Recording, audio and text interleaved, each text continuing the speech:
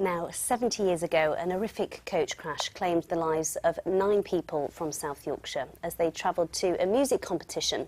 Bolsterstone Male Voice Choir had high hopes of winning silverware at the event before tragedy struck in Holmfirth. Well, this weekend, current members, including relatives of some of the men who died, will return to the town for an emotional concert. Mark Ansell has been along to see them rehearse.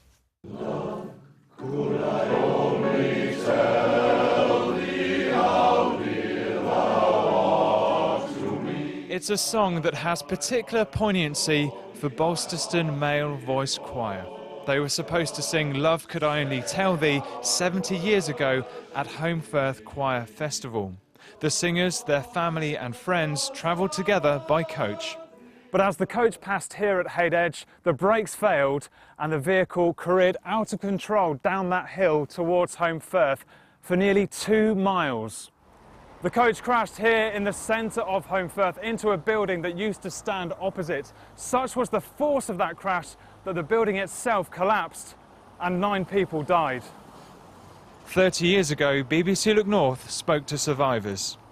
There was this huge crack and there were bits of pipe on the road, what they call a prop shaft.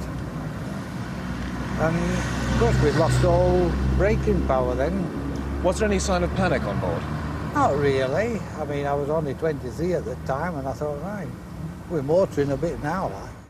Alfred Pearson was one of the 9 people who died. Remarkably, his 7 sons have all been members of the choir.